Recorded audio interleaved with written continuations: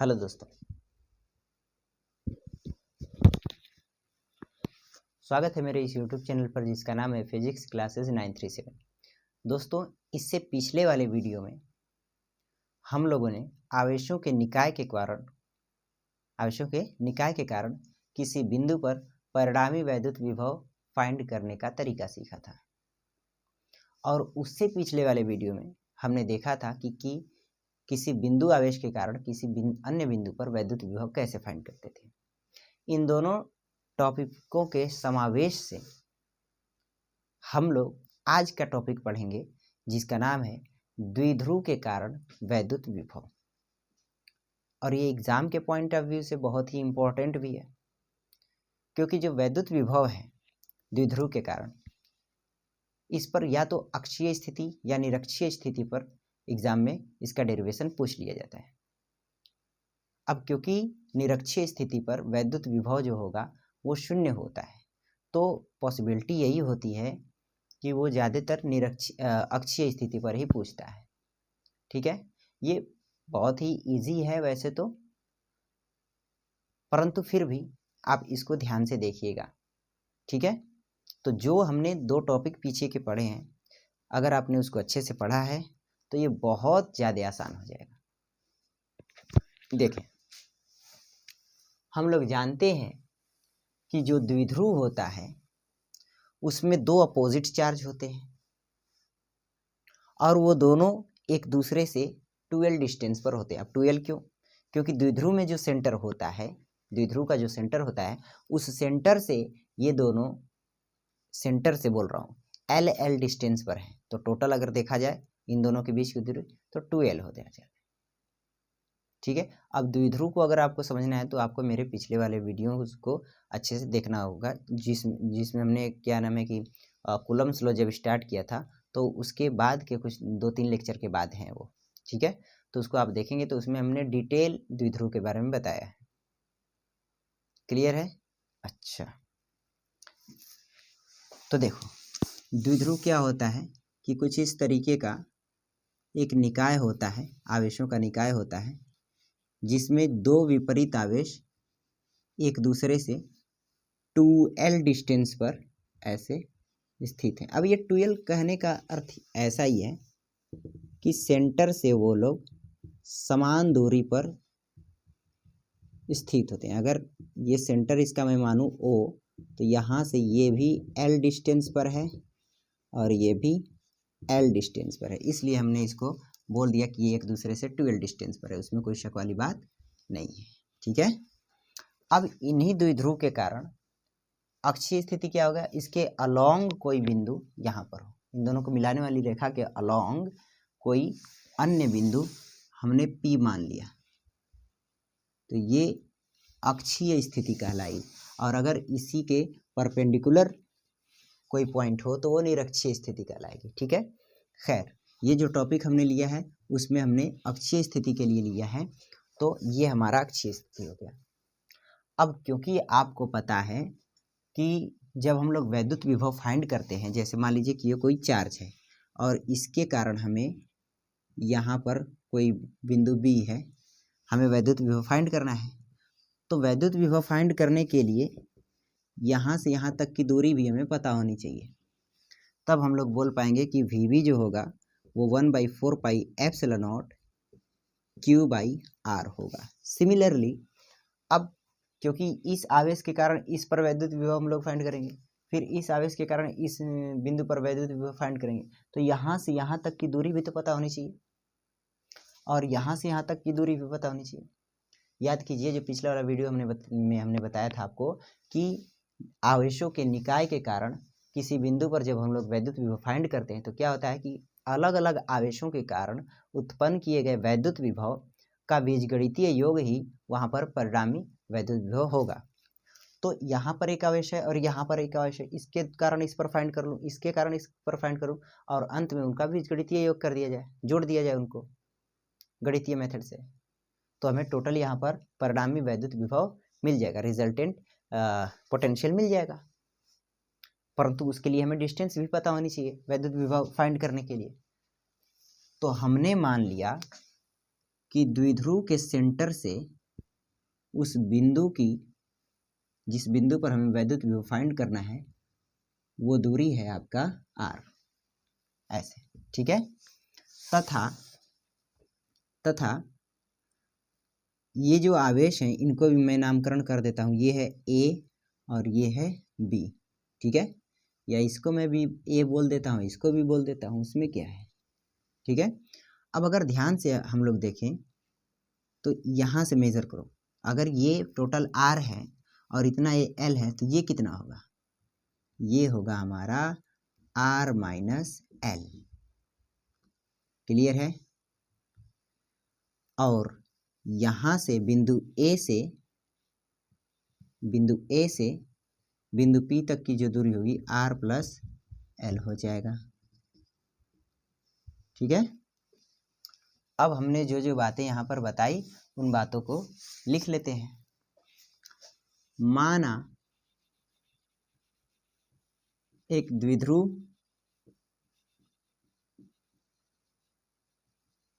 जिसमें दो विपरीत चार्ज, विपरीत आवेश, वैसे तो जब हमने द्विध्रुव बोल दिया तो ये सब बातें लिखने की कोई ज़रूरत ही नहीं है कि दो विपरीत आवेश हैं, ये है वो है। द्विध्रुव है मतलब उसमें दो विपरीत आवेश हैं ही, तभी तो द्विध्रुव बना है, ठीक है। खैर फिर भी मैं लिख देता हूँ कि भाई माना एक द्विध्रुव जिसमें दो विपरीत आवेश प्लस Q और माइनस Q, ठीक है, एक दूसरे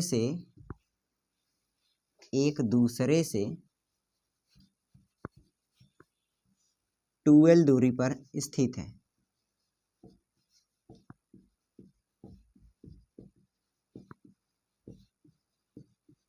ठीक है। तथा द्विध्रुव के केंद्र, ऐसे लिख देता हूँ, 2l दूरी पर बिंदु ए क्रमशः बिंदु ए व बी पर स्थित है, ठीक है। द्विध्रुव के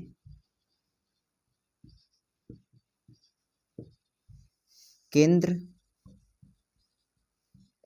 O से r दूरी पर अक्षीय स्थिति में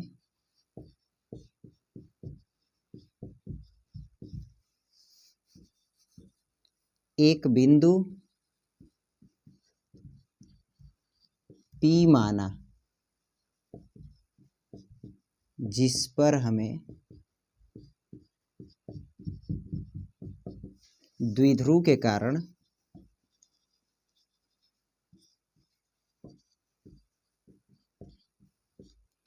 परिणामी विभव ज्ञात करना है,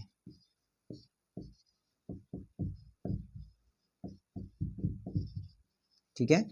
तो ये मैंने कोई अलग से चीज़ें नहीं लिखा है, जो जो बातें हमने आपको बताई वही चीज़ें हमने लिख दिया। देखिए माना एक द्विध्रुव जिसमें दो विपरीत आवेश प्लस Q तथा माइनस Q आवेश एक दूसरे से 2l दूरी पर क्रमशः बिंदु A व B पर स्थित है। दो आवेश हैं विपरीत, बिंदु A व B पर स्थित है, जिनके बीच की दूरी 2l है, ठीक है।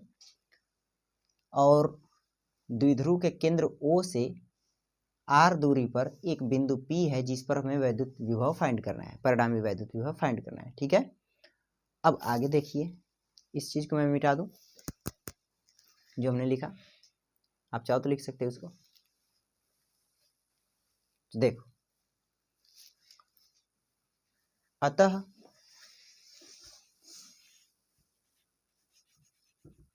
बिंदु A पर स्थित आवेश प्लस Q के कारण वैद्युत विभव VA इज इक्वल टू क्या 1/4πε0 प्लस Q बाई R, मतलब कि इसके कारण फाइंड कर रहा हूँ इस पर, तो इसके बीच की दूरी फाइंड होनी चाहिए, वो है R माइनस L। तो ये हो गया आपका Q by R minus L। इसको मैंने समीकरण नंबर 1 बोल दिया, इक्वेशन नंबर 1। ठीक है, इसी प्रकार पुनः बिंदु B पर स्थित आवेश माइनस Q के कारण P पर वैद्युत विभव,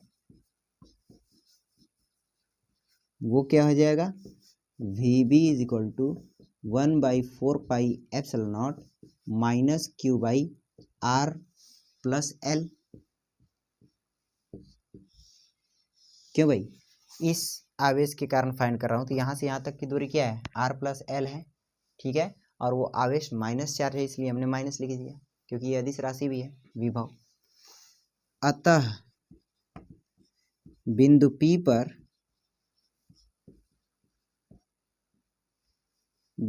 पर परिणामी विभव,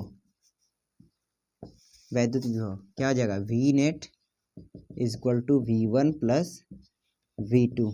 होगा कि नहीं होगा, बिल्कुल होगा। यहाँ तक आ रहा है कैमरे में, एक बार मैं देख लूँ। हाँ ठीक है, तो भाई इसको हमने समीकरण नंबर 2 बोल दिया और इसको समीकरण नंबर 3 बोल दिया। अब समीकरण 3 में 1 व 2 का मान रखने पर, समीकरण 3 में समीकरण 1 व 2 का मान रखने पर, अब समीकरण 1, 2 व 3 आप याद रखिएगा। मैं इसको क्योंकि मिटाने वाला हूं, ताकि जगह में पर्याप्त मिल सके सॉल्व करने के लिए। ठीक है, तो देखो V net at point P is equal to V1 plus V2। तो V नेट या V1 को मैं VA भी लिख सकता हूँ, इसको VB भी लिख सकता हूँ, है ना। तो VA क्या था, 1/4πε0 Q by R minus L था, A के कारण, देख लो ये दूरी, और प्लस B के कारण 1/4πε0 minus Q by R plus L, ये था। अगर आप ध्यान से देखो तो 1/4πε0 तो कॉमन है, क्या उसमें चार्ज भी कॉमन है, बिल्कुल। तो यहाँ पर मिला हमें R माइनस L, ये मिला, और यहाँ पर अगर आप देखोगे तो ये माइनस और ये प्लस, क्या हो जाएगा, माइनस 1/R प्लस L। ठीक है, तो Q by 4πε0 R plus L minus R plus L by R square minus L square, ऐसे होगा। R ने R को मार दिया, बचा क्या, Q बाई 4πε0 अंदर बचा 2L by R square minus L square.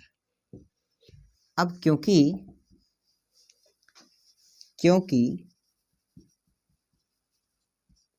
R square is very very greater than to L square, अतः L स्क्वायर बराबर 0 रखने पर, ठीक है, वो बहुत ही उसकी तुलना में, R की तुलना में L की जो दूरी है बहुत कम होती है, ठीक है ना। तब इसलिए V is equal to Q by 4πε0 into 2L, ये तुल्य है, अर्थात नेट है। क्या आपको पता है कि जो वैद्युत द्विध्रुव होता है, वैद्युत द्विध्रुव आघूर्ण, क्या P बराबर 2L इंटू Q होता है।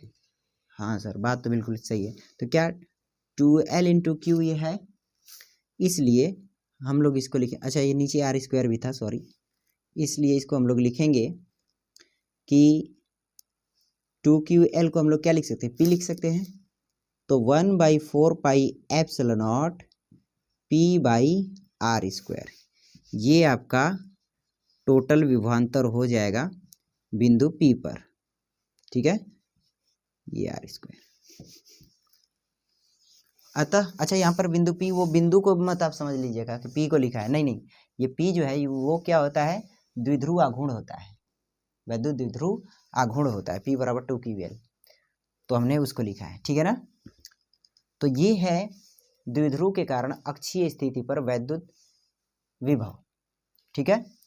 हो सकता है कि आपको ये विजिबल ना हो, तो मैं यहाँ पर लिख देता हूँ कि जो हमें V नेट मिला वो मिला 1/4 पाई एप्सिलॉन नॉट P/r², ये हमें मिला है।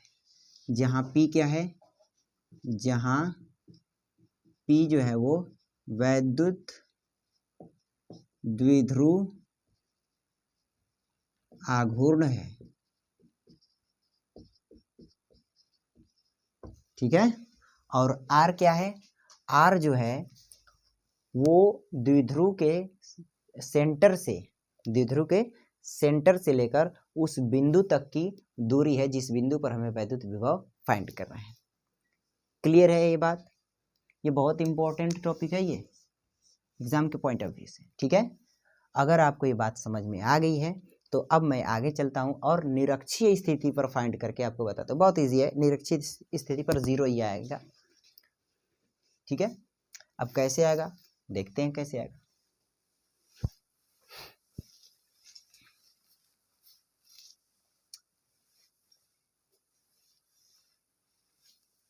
तो बस मैं यहाँ पर एक पॉइंट चेंज करता हूँ, द्विध्रुव की निरक्षीय स्थिति,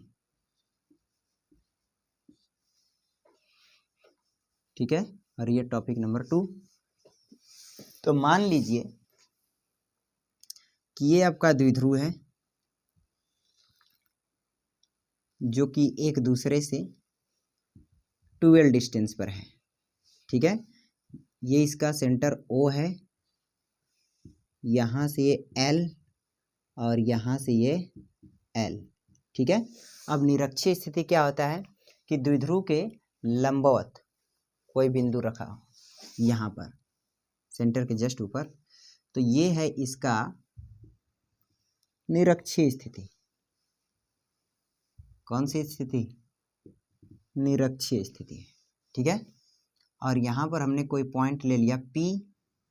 सर आप P ही क्यों लेते हो, अरे भाई जो मर्जी आप ले सकते हो, उसमें कोई रुकावट नहीं है, ठीक है। मैं ऐसे ही P ले लेता हूँ यार। अब ये 2 चार्ज हैं, ठीक है। माना कि द्विध्रुव के केंद्र था उस बिंदु की दूरी जो है वो है R, ऐसे, ठीक है। तो यहां से यहां तक की दूरी क्या होगी, क्या आपको ये एक समबाहु त्रिभुज दिख रहा है, समबाहु बोल रहा हूँ यार, क्या मैं बोल रहा हूँ, समकोण त्रिभुज दिख रहा है। तो ये आधार, ये लंब और ये कर्ण हो गया, क्योंकि ये 90 डिग्री है। तो ये क्या हो जाएगा, R² + L², पाइथागोरियन प्रमेय से। उसी तरीके से यह डिस्टेंस भी क्या हो जाएगी, R² + L²। क्लियर है। अच्छा, अब हम लोग जानते हैं जिस किसी बिंदु पर हम लोग वैद्युत विभव फाइंड करेंगे वहां पर हम लोग मान लेंगे कि कोई परीक्षण आवेश है, ठीक है, वहां पर कोई परीक्षण आवेश है। अच्छा सर, ठीक है ठीक है ठीक है ठीक।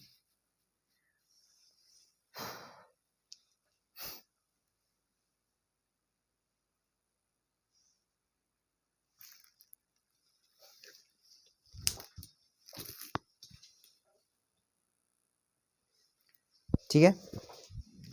अब क्योंकि ये वैद्युत विभव तो अदिश राशि है, तो दिशा उषा का ज्यादा इसमें कोई लोचा नहीं है, ठीक है ना। उसके बारे में आप ना सोचें, आप तो डायरेक्ट फाइंड ही करो।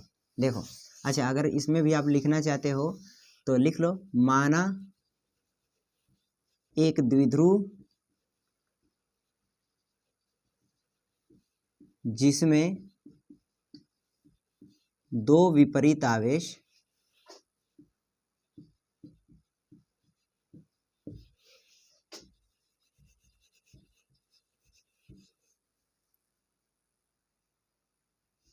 Q plus Q comma minus Q एक दूसरे से आर दूरी पर 2l दूरी पर क्रमशः बिंदु ए व बी पर स्थित है। ठीक है, क्रमशः का मतलब ये है कि जिस क्रम में ये लिखाया गया है उसी क्रम में ये है। बिंदु ए पर प्लस वाला चार्ज है, बिंदु बी पर माइनस वाला चार्ज है। यहाँ पर मैं बिंदु बी लिख रहा हूँ और यहाँ पर बिंदु ए पॉइंट है। ठीक है ना। अच्छा, द्विध्रुव के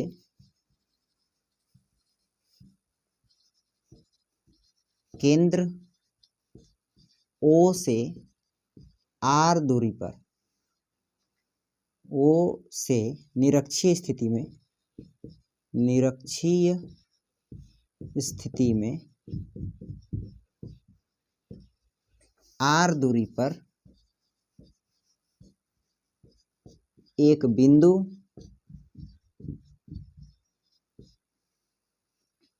P है,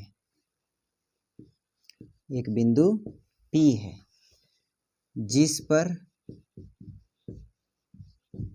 हमें वैद्युत विभव की गणना करनी है।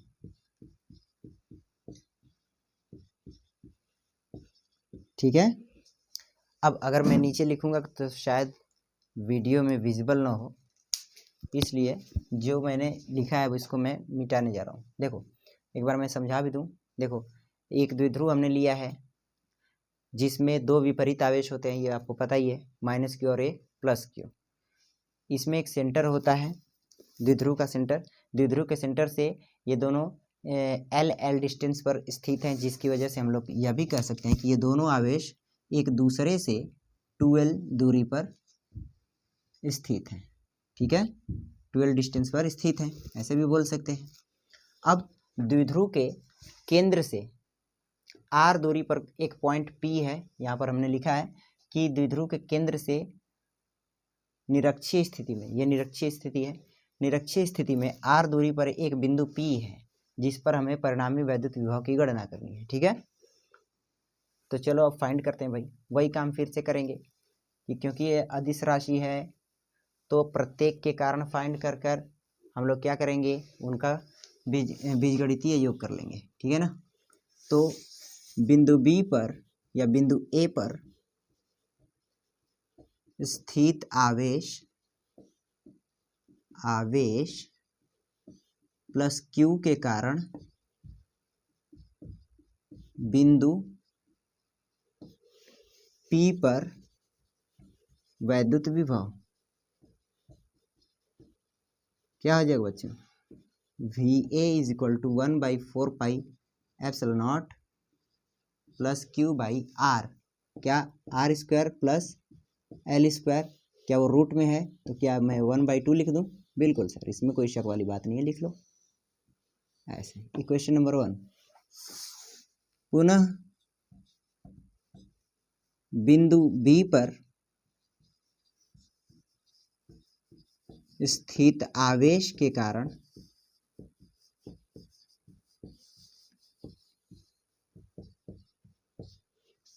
बिंदु P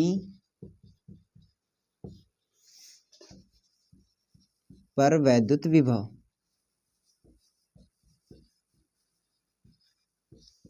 VB is equal to क्या 1/4 पाई एप्सिलॉन नॉट, ये माइनस चार्ज है तो क्या minus Q by R square plus L square का 1/2। हाँ बिल्कुल सर, बिल्कुल सर, इसमें कोई शक वाली बात नहीं है, इक्वेशन नंबर सेकेंड। तब बिंदु P पर द्विध्रुव के कारण